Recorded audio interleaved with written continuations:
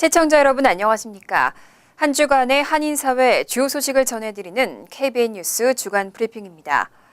최근 뉴욕과 뉴저지 한인회관에 관할구역을 놓고 논란이 일고 있습니다. 이와 관련해 뉴저지 역대 한인단체장들이 함께 목소리를 높였는데요. 뉴욕 한인회의 뉴저지 지역 활동을 자제해달라는 내용입니다. 보도에 지한샘 기자입니다.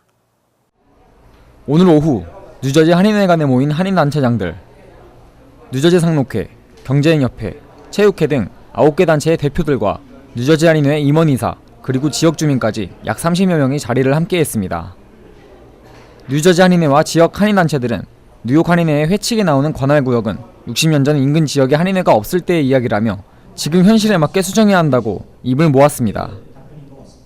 저희가 뉴욕 한인회 정관을 갖고 왈가불가할지는 못하지만 그래도 그 한인회는 지역 속지주의 활동이기 때문에 좀 더 속해 있는 그런 지역에서 우리가 대표성만 운운하지 말고 실질적인 그런 봉사 정신으로 또 커뮤니티를 위해서 봉사를 하자는 취지에서 참석자들은 뉴욕과 뉴저지는 서로 다른 법률과 규정이 있다며 뉴욕주에 등록된 비영리 단체가 인근 지역이라고 해서 뉴저지나 커네티컷주에서 활동하는 것은 문제의 소지가 있다는 주장입니다. 여러분들은 알다시피 미국이라는 나라가 뉴욕 법이 틀리고 뉴저지 법이 틀린데 뉴저지는 뉴저지대로 비영리 단체 정부에서 공식적으로 인정을 받고 있는 거고 뉴욕은 뉴욕대로 있으면 만약에 뉴욕이 그러고 싶으면 뉴저지 와서 뭐 비영리 단체 등록을 하든 또는 뭐 해야 되는 거 아니겠어요? 그렇지만 그거는 서로 상식선에서 배정한다는 사람들이 서로 그렇게 해서 해나갔으면 좋겠다는 생각이 들어요. 오늘 자리를 함께한 뉴저지 한인 단체장들은 두 지역이 서로 대립하고 싸우기를 바라는 것이 아니라며 두 지역의 의견 대립이 계속될 경우 뉴저지 지역 주민투표 같은 적극적인 방법도 검토할 필요가 있다고 주장했습니다. 따라서 저는 이게 전 주민의 예를 들면 1000명이 참여를 해도 좋고 10,000명이 참여를 해도 좋아서 그거에 찬반을 물어서 찬성한다고 하면 그거를 근거로 해서 지난 6월 22일 뉴욕 한인회장이 뉴저지해와 펠팍 로툰도 시장에게 감사패를 전달하면서 시작된 이번 사태는 뉴욕과 뉴저지 두 한인회장이 서로 감정 대립만 할 뿐 대화가 없는 상황입니다. 뉴욕과 뉴저지 두 한인회장의 대화만이 이번 문제를 해결할 수 있을 것으로 보여집니다. KBN 뉴스 지한샘입니다. 미주 한인들의 정치력 신장을 위한 풀뿌리 컨퍼런스가 개막했습니다. 3회째가 되는 올해는 전국에서 400여 명의 한인들이 자리를 함께했습니다. 지한샘 기자입니다.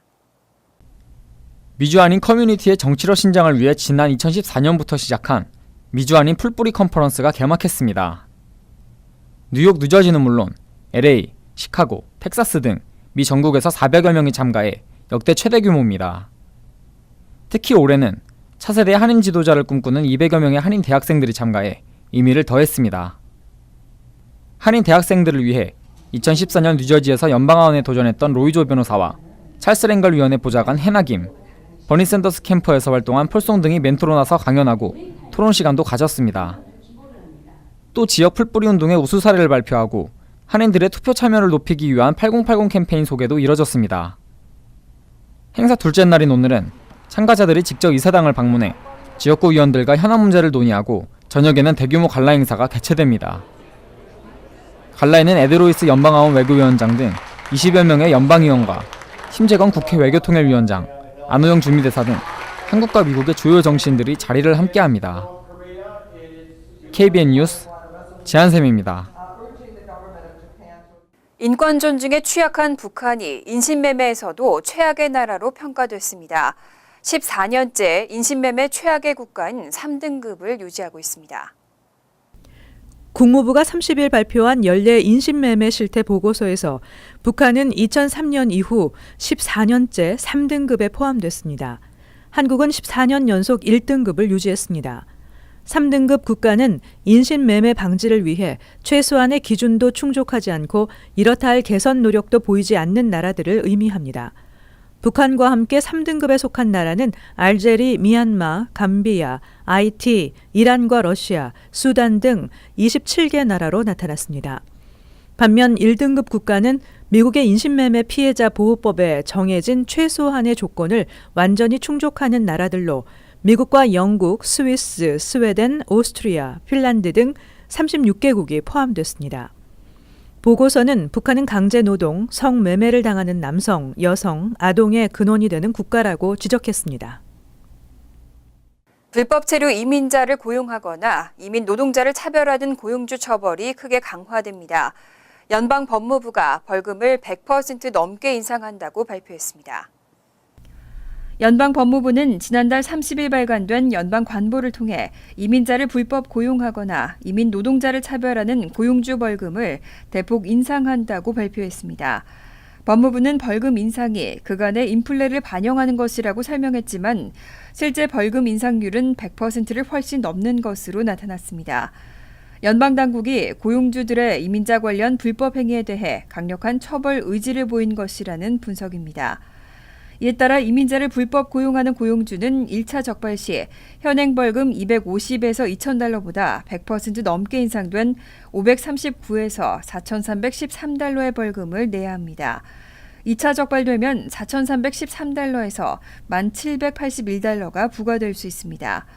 이 밖에 이민자와 관련된 부당한 불공정 고용 행위가 적발된 고용주 벌금도 대폭 인상됩니다. 1차 적발된 고용주는 445달러에서 3,563달러의 벌금이 부과되고 2차 적발되는 고용주는 8,908달러까지 벌금이 부과됩니다. 이민 노동자에 대해 연달아 3회 이상 불공정 고용 행위를 하다 적발된 고용주는 최고 17,816달러까지 벌금이 부과될 수 있습니다. 한국 정수기 렌털업계 1위인 코웨이의 일부 얼음 정수기에서 중금속, 니켈 성분이 검출됐습니다. 미국 내 소비자들의 불안감도 커지고 있습니다. 한국 코웨이는 지난해 7월 소비자 신고 접수를 통해 일부 얼음 정수기에서 발암물질인 중금속, 니켈 성분이 검출됐다는 것을 인지하고도 약 1년 동안 사실을 감춘 것이 드러났습니다. 이에 대한 파문이 확산되면서 코웨이 미주법인은 5일 보도자료를 통해 한국에서 문제가 된 얼음 정수기 제품은 미국에서 판매되지 않는 제품이라고 공식 발표했습니다. 코웨이 미주법인 관계자는 니켈 검출은 얼음 정수기 중에서도 일부 제품에서만 발생된 것으로 일반 정수기와는 무관하다고 밝혔습니다. 특히 미국에 수입돼 판매나 렌털되고 있는 얼음 정수기는 이와는 다른 모델로 문제의 결함 부품을 사용하지 않는다고 덧붙였습니다. 코웨이 미주법인 측에 따르면 현재 미주법인이 수입해 판매했거나 판매 중인 얼음 정수기는 모델명 CHPI-08BL과 CHPI-280L 등 두 종류로 한국 명칭은 얼음 냉온 정수기입니다. 미주법인 측은 이 제품들이 한국에서 문제가 된 제품과는 달리 역삼 투합 멤브레인 방식의 필터를 도입해 안전하다고 설명했습니다. 대한항공과 아시아나항공이 요금 담합에 대한 배상금으로 수표와 쿠폰을 발송했습니다. 그런데 쿠폰 사용법이 까다로워서 문의가 잇따르고 있습니다. 지한샘 기자가 보도합니다. 대한항공과 아시아나항공의 미주노선 요금 담합에 대한 집단소송의 피해 보상이 결정 3년여 만에 배상으로 이뤄지고 있습니다. 배상을 맡은 기업은 지난 27일부터 체크와 쿠폰으로 구성된 배상금을 피해자 가정에 우편 발송하고 있습니다. 배상금 지급 대상은 지난 2000년 1월 1일부터 2007년 8월 1일까지 대한항공과 아시아나항공 등 두 국적항공사의 미주노선 티켓을 구입한 소비자로서 지난 2014년 12월 31일까지 배상 청구 신청서를 접수한 경우입니다. 미주 지역 청구인은 총 8만 5천여 명입니다. 이번 배상금의 총액은 8,600만 달러. 이 중 소송 변호인단이 2,150만 달러를 가져가 실제 배상금 규모는 6,450만 달러입니다. 배상금은 체크와 쿠폰으로 나누어 지급합니다. 체크는 바로 은행에 디파짓하면 되지만 쿠폰은 2019년 6월 26일까지 대한항공과 아시아나항공 티켓을 구입한 후 별도의 웹사이트를 통해 쿠폰 금액을 환불받아야 합니다. 배상 청구를 신청했지만 주소 변경 등으로 아직 배상금을 받지 못한 경우는 화해관리 기업 웹사이트 코리안에어 패신저 케이시스.com에서 주소를 변경해야 합니다.